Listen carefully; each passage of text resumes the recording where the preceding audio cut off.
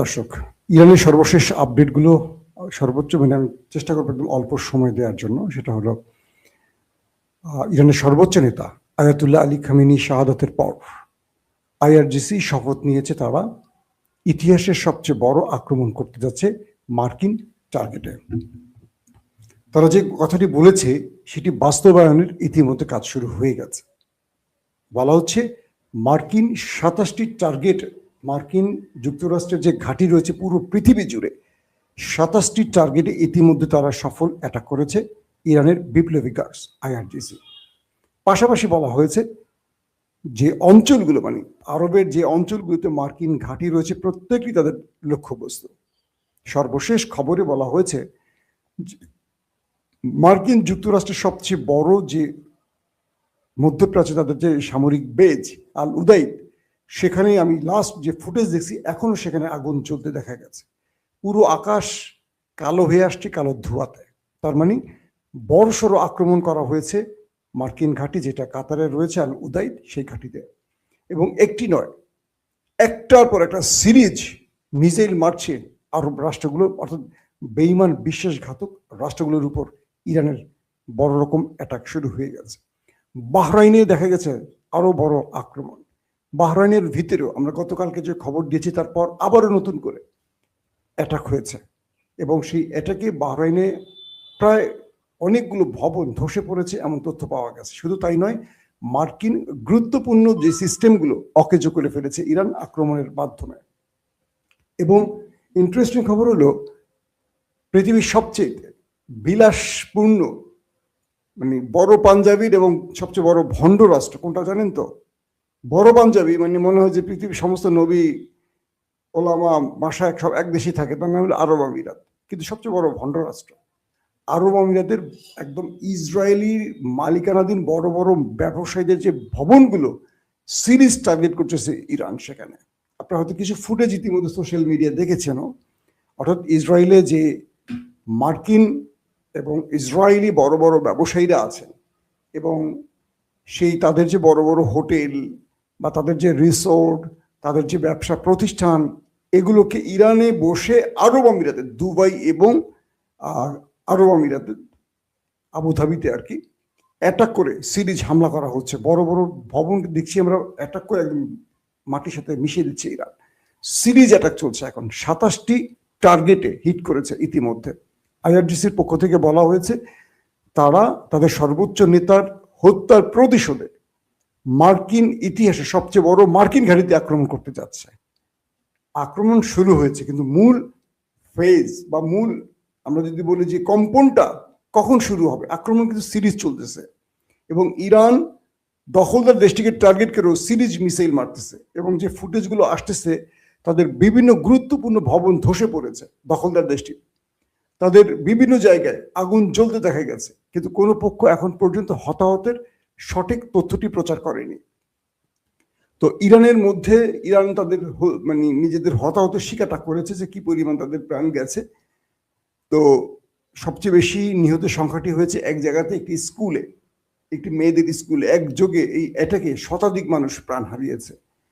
আর দুঃখজনক হলো যে ইরান বা ইরানের ভেতরে বিশ্বাসঘাতকদের জন্য আমেরিকা, ইসরায়েল তাদের প্রথম অ্যাটাকটি সফল হয়েছে। সফল তাদের মূল টার্গেট ছিল যদি ইরানের প্রথম ব্যক্তিগুলোকে রেজিম চেঞ্জের জন্য যাদেরকে টার্গেট করা হয়েছে তাদের হত্যা করা যায়।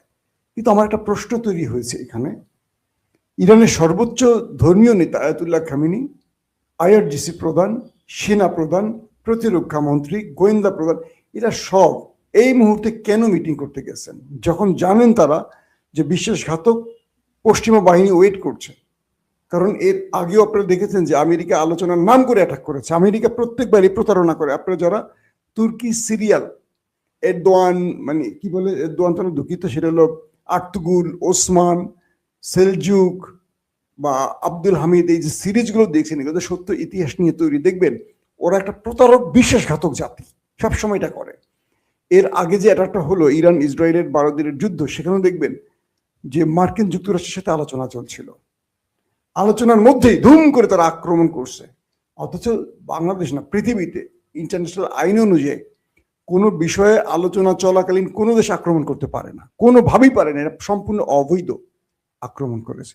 আচ্ছা, ওদেরকে অবৈধ বলবে এটাকে বলেন? ওরা যা করবে সবই বৈধ, শুধু অবৈধ হলো দুর্বলদের জন্য। যারা দুর্বল তারা যদি সব নিয়ম মেনেও চলে তারা অবৈধ। আর যারা শক্তিশালী, তারা তো পরাশক্তি, তাদের জন্য কোনো আইন লাগবে না। এই যে আইন কি, ইরানের শাসন কাঠামো কেমন হবে মার্কিন যুক্তরাষ্ট্র বলার কে? প্রথম প্রশ্ন আসতে পারে না? ইরানের জনগণ ঠিক করবে কে হবে তাদের প্রেসিডেন্ট, কে হবে তাদের সর্বোচ্চ ধর্মীয় নেতা, কোন পদ্ধতিতে তাদের নির্বাচন হবে, এটা আমেরিকা বলে দেয় আর কি। যদি আমেরিকায় শাসন ব্যবস্থা নিয়ে এতই তার গা ব্যথা থাকে, গা জ্বলা থাকে, তাহলে আরব রাষ্ট্রের মধ্যে যুগের পর যুগ যে চলছে যে মানে পরিবারতন্ত্র, সেই পরিবারতন্ত্র কেন ভাঙছে না? কারণ তারা মানে মার্কিনীদের কাছে মাথা নত করে বসে আছে, মার্কিনীদের পা চিটে দিচ্ছে, মার্কিনীদের পাপেট। ইরান তারা উঁচু করেছে মাথা, ওদের কথা মাথা উঁচু করবি কেন তোরা মুসলমানরা? তো বেকুবের জাতি, তোরা নিজেরা ভোট দিবি চোর বাটপারদের, ঋণ খেলাপিদের, তোরা দিবি কারাপ্টেড লোকদের ভোট। সবসময় তোরা অন্যায়কারী, ধর্ষণকারী, খারাপ লোকগুলোকে ভোট দিবি, আর তারা তোদের দেশের অর্থ সম্পদ চুরি করে আমাদের দেশের ব্যাংকগুলোতে রাখবে, আর আমরা ধনবান হব। ইমরান খান বলেছিল না, বাংলাদেশ পাকিস্তান দরিদ্র কেন জানেন? এই দেশের আমাদের নেতারা, আমাদের সরকারি কর্মকর্তারা, বড় পদের লোকেরা এই দেশের টাকাগুলো চুরি করে সুইস ব্যাংক, আমেরিকার ব্যাংক, বড় বড় ব্যাংকে রাখেন, যার ফলে আমরা দরিদ্র হয়েছি, আমাদের টাকাগুলো চলে যাচ্ছে দেশের বাইরে, ওরা ধনী হচ্ছে। এটা ইমরান খান বলেছেন। আপনি দেখেন হাসিনা কত টাকা সরিয়েছে, তার আগে বিএনপি কত টাকা সরিয়েছে, এবার বিএনপি কত টাকা সরায়। আবার এদেরকে ক্ষমতা কারা বসে? আমরা বসে, আমরা ওদেরকে বসে, ওরা চুরি করে, আমরা দিন শেষে ফকির থাকি। এটাই হলো আমাদের ভাগ্য। আমেরিকা বলছে যে তারা ইরানে ব্যাপক অ্যাটাক করতে যাচ্ছে, মানে ইরান যখন ঘোষণা দিয়েছে আইআরজিসির পক্ষ থেকে তারা ইতিহাসের সবচেয়ে বড় আক্রমণ করতে যাচ্ছে এবং আক্রমণ শুরু করে দিয়েছে। আরব আমিরাতে একটার পর একটা মিসাইল হিট চলতেছে এখন। কাতারে তাদের প্রধান ঘাঁটি আলুদাইদ শেষ, বিমান ঘাঁটি শেষ, বাহরাইনের বিমান ঘাঁটি, নেভাল স্টেশন শেষ, জর্দানে মোটামুটি তামা চলতেছে এখন, জর্দানের ভেতরে, কাতারে হয়েছে। ইরান কোনো মুসলিম সাধারণ মানুষকে মারছে না, যেখানে তাদের মার্কিন ঘাঁটি, সেই টার্গেট করছে মার্কিন ঘাঁটিগুলোকে। কিন্তু ইরানে দখলদার এবং আমেরিকা আক্রমণ করে যাদেরকে মেরেছে ম্যাক্সিমাম সাধারণ মানুষ, স্কুলের বাচ্চাদেরকে মেরেছে। কিন্তু আন্তর্জাতিক আইনে এটা নিয়ম নেই। কিন্তু আমেরিকাকে কে শিখাবে আইন বলেন? জাতিসংঘ তো আমেরিকা, আইসিসি মানে কি ভারত, ক্রিকেট মানেই ভারত, সমস্ত নিয়ম ভারতের ইশারায় চলবে, আবার সমস্ত জাতিসংঘের নিয়ম আমেরিকার ফর্মুলা চলবে। তাহলে জাতিসংঘের অর্থটা কি দাঁড়ায়? এখন পর্যন্ত আরবের বিশ্বাসঘাতকরা ইরানের সর্বোচ্চ নেতার হত্যায় তারা আরব লীগের পক্ষ থেকে শুধু নিজেদের দেশে আক্রমণের প্রতিবাদ জানিয়েছে, তারা ইরানের উপরে যে হামলা হয়েছে তাদের সর্বোচ্চ নেতাকে হত্যা করেছে এটা কোনো প্রতিবাদ জানায়নি।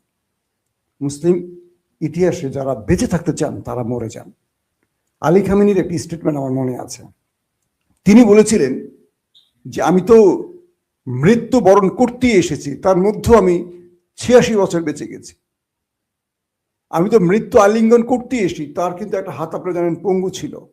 তিনি বিপ্লবের একজন অন্যতম লড়াইকারী ছিলেন এবং সেই বিপ্লবে রুহুল্লাহ খমিনি যখন খামিনি হয়ে প্রথম রাষ্ট্র পরিচালনা করেন, তারপর তিনি দায়িত্বে এসে 36 বছর পরিচালনা করেন এই আয়াতুল্লাহ আলী খামিনি।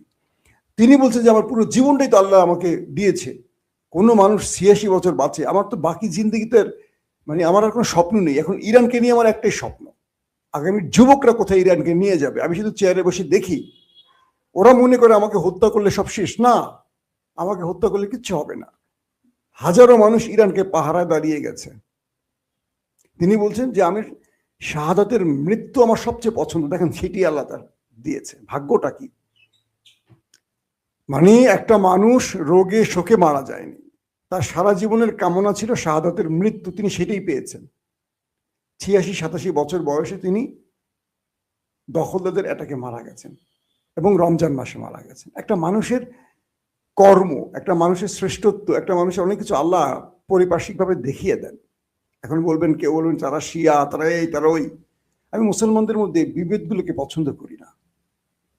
কে জান্নাতে যাবেন, কে জান্নাতে যাবেন ঠিক করেন তা আল্লাহ। আমি আপনাকে সবচেয়ে বড় অনেক বড় পীর সাহেব আছে যাদের পিছনে আমরা অনেক দৌড়াই, দেখবে সব শালারা হয়তো জাহান্নামে গেছে, কিন্তু ওই পীর সাহেবের যে পছন্দ করে না সে হয়তো জান্নাতে চলে গেছে, কারণ ওই পছন্দ না করার জন্য চলে গেছে, কারণ ওই পড়া ছিল হয়তো ভণ্ড, হয়তো আমি আপনি জানি না, লেবাসে তাকে অনেক বড় পীর সাহেব মনে হয়েছে, কিন্তু ভিতরে সে হয়তো আল্লাহ সবচেয়ে অপ্রিয় ছিল। আবার এমনও ব্যক্তি আছেন মাসলা মাসাইল দিয়ে সবাই কাফের ঘোষণা করে, ওই নিজে কাফের মরে গেছে, কিন্তু যারে কাফের বলছে সে জান্নাতে চলে গেছে, কারণ এটা নির্ধারণের মালিক আল্লাহ রাব্বুল আলামিন।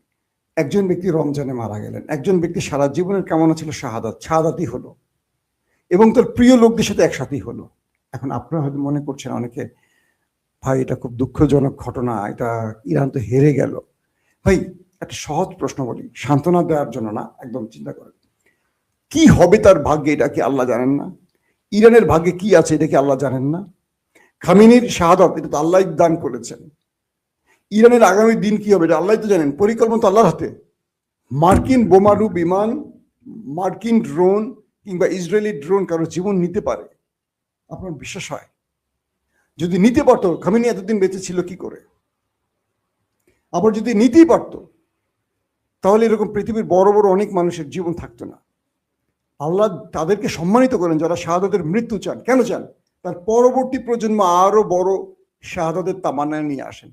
যে খামেনি তার যতটুকু দেয়ার ছিল তিনি ইরানকে দিয়ে গেছেন, একটা সীসা গলা প্রাচীর করে গেছেন, তিনি ইরানের তাজ হয়ে গেছেন, তাজ মুকুট হয়ে গেছেন। এখন যিনি আসবেন তিনি আরো বড় কেউ হয়ে আসবেন, কারণ নতুন নেতৃত্ব এখন ইরানে আসবে।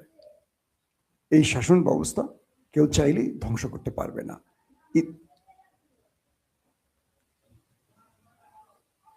প্রিয় দর্শক, দ্বিতীয় আপডেট খবর হলো পাকিস্তানে এবং বিশ্বের বিভিন্ন দেশে মার্কিন কনসুলেটে হিট শুরু হয়ে গেছে। পাকিস্তানে মার্কিন কনসুলেটে বা অ্যাম্বাসিতে টার্গেট করে হিট করা হয়েছে এবং পুলিশের সাথে সংঘর্ষ এখন পর্যন্ত জানা মতো 9 জন পাকিস্তানে কেবল নিহত হয়েছে। বাহরাইন, সৌদি আরব, কাতার, কুয়েত সহ বিভিন্ন দেশে এই ইরানের উপর আক্রমণের ক্ষোভ ফুঁসে উঠছে, মানুষ সড়ক পথে নামা শুরু করেছে। আয়াতুল্লাহ আলী খামেনির মৃত্যুতে পুরো পৃথিবীতে এখন মার্কিন বিরোধী আন্দোলন শুরু হচ্ছে। আমেরিকা কোনটা সামলাবে? পাশাপাশি পাকিস্তানে যে ঘটনাটি ঘটলো, 9 জন মানুষকে পুলিশ গুলি করে মেরে ফেলছে, কারণ মার্কিন কনসুলেটে হামলা হয়ে গেছে, আগুন টাগুন জ্বালিয়ে দিয়েছে। আমরা সেই দৃশ্যগুলো দেখেছি। কোন দিকে যায় পৃথিবী বলা যাচ্ছে না, অবস্থা খুব বেগতিক দিকে যাচ্ছে। আজ রাত ইরানের সর্বোচ্চ আক্রমণের রাত হতে যাচ্ছে।